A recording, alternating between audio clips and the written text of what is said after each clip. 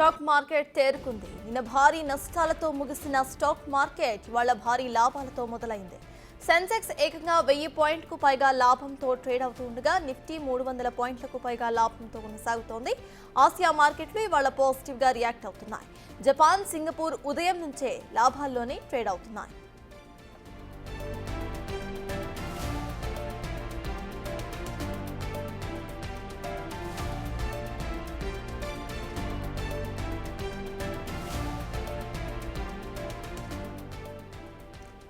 Stock market తేరుకుంటోంది.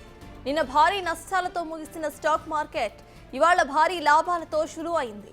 Sensex ఏకంగా 1000 పాయింట్లకు పైగా లాభంతో ట్రేడ్ అవుతూ ఉండగా నిఫ్టీ 300 పాయింట్లకు పైగా లాభంతో కొనసాగుతుంది. ఆసియా మార్కెట్లు ఇవాళ పాజిటివ్ గా రియాక్ట్ అవుతున్నాయి. జపాన్, సింగపూర్ ఉదయం నుంచి లాభాల్లోనే ట్రేడ్ అవుతున్నాయి.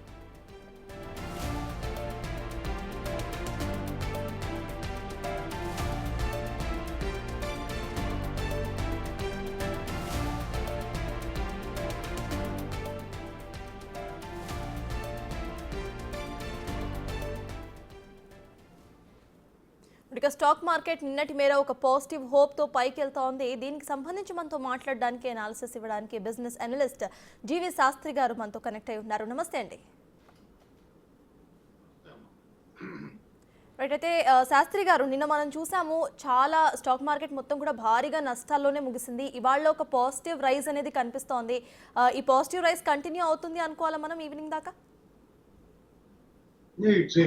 మన ఇండస్ట్రీ, మన Bombay stock exchange positive continue అవుతుందా అనేది మన డైనమిక్స్ మీద ఆధారపడుతుంది. అమెరికా మీద తీసుకున్న ప్రయత్నం, అది ఆ ఇన్ఫ్లుయెన్స్ ఎంత అనేది తెలుస్తుంది. ఎందుకంటే అమెరికా వాళ్ళ క్యాపిటలిస్టిక్ ఎకానమీలో వాళ్ళకి తగ్గట్టు వాళ్ళు కొన్ని సమస్యలు, అమెరికన్ ప్రెసిడెంట్ కొన్ని సమస్యలు చూసాడు. ఆయన చూసి, ఆయన ప్రెసిడెంట్ కాబట్టి ఆయన ఈ సమస్యలను, ఒకటి ఏంటంటే వాళ్ళకి అప్పు పెద్ద సమస్య, అప్పుకు సంబంధించిన కాస్ట్ ఆఫ్ డెప్ట్ చాలా సమస్య, ఎంప్లాయ్మెంట్ లేకపోవడం, అక్కడ మ్యానుఫ్యాక్చరింగ్ ఇండస్ట్రీ పూర్తిగా అక్కడి నుంచి వైదొలగడం, ఇవన్నీ సమస్యలు ఆయన సమస్యలుగా తీసుకున్నాడు. ఆయన ఎలక్షన్ దాని మీద ఎక్కాడు. సో ఇప్పుడు అవన్నీ అడ్రస్ చేయాలి ఆయన. సో అవన్నీ అడ్రస్ చేస్తుంటే బయట దేశాలందరికీ ఇబ్బంది అవుతుంది. ఎందుకంటే వాళ్ళందరూ డిపెండ్ అయిపోయారు. ఇప్పుడు మన ఐటీ ఇండస్ట్రీ అయినా, ఫార్మా ఇండస్ట్రీ అయినా, రియల్ ఎస్టేట్ ఇండస్ట్రీ అయినా చాలా మటుకు ఆ ఎన్ఆర్ఐ ఇన్వెస్ట్మెంట్, మనం $200 బిలియన్ బిజినెస్ చేస్తాం. ఆయన ఏమంటున్నాడు, మేము మ్యానుఫ్యాక్చరింగ్ చేసిన ప్రొడక్ట్స్ కూడా మీరు ఇండియాలోకి రానివ్వండి, మీరు 100% టారిఫ్ లేకుండా అంటున్నాడు. ఆయన ఏమన్నాడు, ఆ మోటార్ బైక్స్ అయినా, ఆటోమొబైల్స్ అయినా అవన్నీ ఎక్కువ పర్సంటేజ్ మనం వాళ్ళు వేస్తాం, అవన్నీ జీరో చేయాలన్నాడు. ఆయన సక్సీడ్ అయ్యాడు. ఎందుకంటే వియత్నాం ఒప్పేసుకుంది. వియత్నాం ఏమందంటే, మేము అన్ని మొత్తం తీసేస్తున్నాం, మీరు ఎలాగంటే అలాగా మేము జీరో తీసుకొచ్చేసాం, మీరు కూడా జీరో తీసుకొచ్చాడు. అంటే ఏంటి, మొత్తం ఈ దేశాలన్నింటినీ ఆయన స్ట్రీమ్ లైన్ చేసేస్తున్నాడు. ఆయన వాళ్ళ ఎకానమీని కాపాడుకోలేదు. ఎందుకంటే ఆయనకి ఎండ్ ఆఫ్ ద డే ఆయనకి $28 ట్రిలియన్ అప్పు ఉంది. ప్రతి సంవత్సరం ఆయన $2 ట్రిలియన్ ఆయన ఖర్చు పెట్టారు, వడ్డీ రూపంలో కట్టాలి. ఆయన మొత్తం ఖర్చు పెట్టేది $6 ట్రిలియన్ సంవత్సరానికి. అందులో $2 ట్రిలియన్ వడ్డీకి పోతుంది. ఆయన ఏం చేస్తున్నాడు, ఇలా ఇన్ఫ్లుయెన్స్ తీసుకొస్తే ఆ బాండ్స్ వాల్యూ కనుక తక్కువ అయిపోతే ఆయన ఉద్దేశం ఏంటంటే ఆ వడ్డీ కట్టడం అనేది తగ్గుతుంది, దాన్ని ఇచ్చేయాలి. ప్లస్ ఆయన ఏంటంటే ఈ అక్రాస్ ది ఏషియన్స్ చాలా మంది, అంటే 50 లక్షల మంది ఇండియన్స్ వచ్చేయడం, 50 లక్షల మంది చైనీస్ వచ్చేయడం, ప్రతి స్కూల్లోనూ వాళ్ళ పిల్లలే నెంబర్ 1 ర్యాంక్ గా ఉండడం. సో అమెరికన్స్కి ఏంటంటే ఒక రకమైన భయం ఏర్పడింది. ఏంటి, మన దేశాన్ని వీళ్ళందరూ వచ్చేసారేంటి, ఇప్పుడు వాళ్ళు ఇచ్చేస్తున్నారన్న ఒక పద్ధతి అమెరికన్స్ లో వచ్చి, అందుకే ఆయన ఫేవర్ గా ఓటేశాడు. ఆయన అడ్రస్ చేస్తాడు.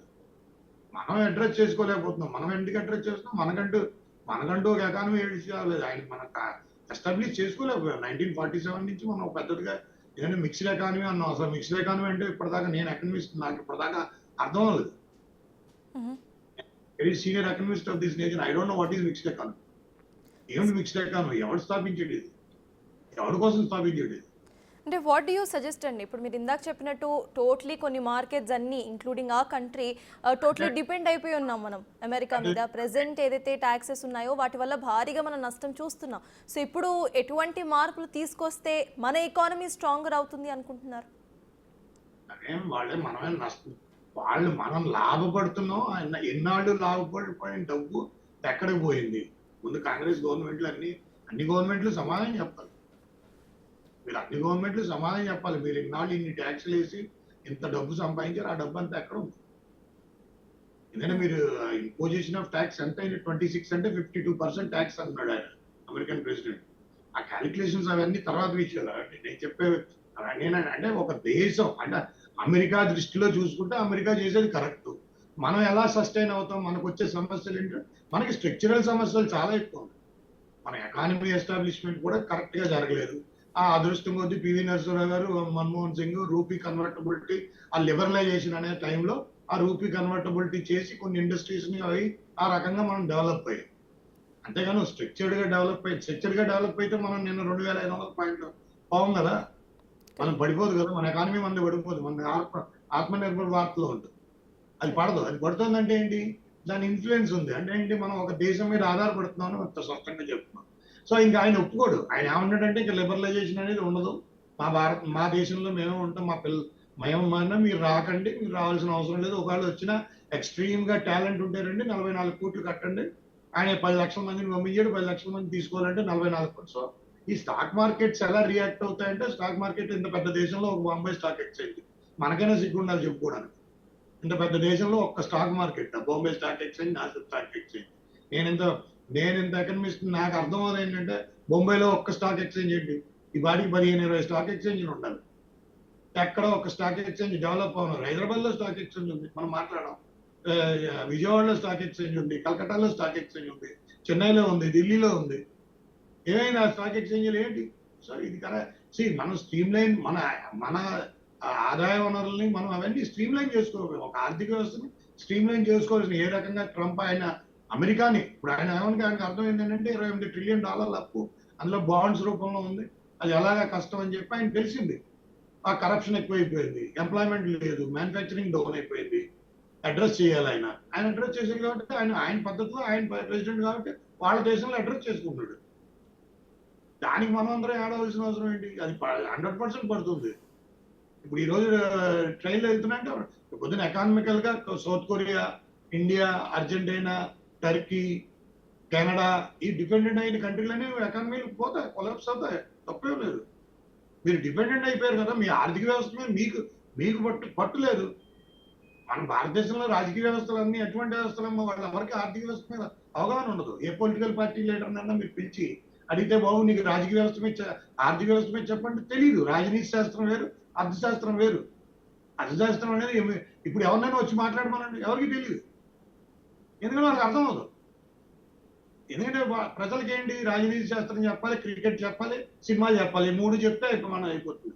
కానీ ఏంటి, అలా కాదు. ఇది వచ్చే సమస్యలో చాలా సమస్యలు పాస్ చేస్తాం. ఎందుకంటే ఇదే $200 బిలియన్ బిజినెస్ మనం స్ట్రీమ్ లైన్ చేయడం అంటే it's not a joke. It's not a joke. $200 billion business ని పెద్ద స్ట్రీమ్ లైన్ చేయడం అంటే ముంబై స్టాక్ ఎక్స్చేంజ్ రియాక్ట్ మనం పాజిటివ్ గా రియాక్ట్ అవ్వడానికి ఛాన్స్ ఉంది. ఏమో ఇలా ఇప్పుడు సోమవారం దాకా ఇది ఇలా వెళ్ళాలి, స్లోగా స్టడీగా వెళ్ళాలి. ఎక్కడైనా బాగా డౌన్ అయిపోతే మళ్ళీ ఇవాళ రియాక్ట్, ఎందుకంటే ఆయన ఇవాళ 50% చైనా మీద వేసాడు, ఎక్స్ట్రా వేసాడు. సో 104%కి వెళ్ళిపోయింది. 54 ని బికమ్స్ 104%కి వెళ్ళిపోయింది. సో 104% నుంచి ఆ చైనా రియాక్ట్ ఎలా అవుతుంది? ఎందుకంటే చైనా చాలా ఇబ్బంది, ఎందుకంటే చైనా వాళ్ళకేంటి ఆ ట్రేడ్ సర్ప్లస్, చైనా ట్రేడ్ చాలా ఎక్కువ, చాలా ఎక్కువ. సో వాళ్ళు ఏం చేస్తున్నారు, ఆ సర్ప్లస్ తో దేశాలందరికీ అప్పులు ఇచ్చేయడం, అన్ని దేశాలు ఇచ్చేయడం. చైనా వాడు చేసే పని ఇది. ఎందుకంటే మనం శ్రీలంక చూసాం. మన ప్రైమ్ మినిస్టర్ వెళ్తే ఆయనకి అంత గౌరవం ఎందుకు ఇచ్చారు? మనమే అప్పు ఇవ్వాల, సహాయం చేసి. కానీ చైనా వాడు సహాయం చేయడం, అప్పు ఇస్తారు. True. So yes, thank you so much, Shastri Garu, to join us. Thank you. So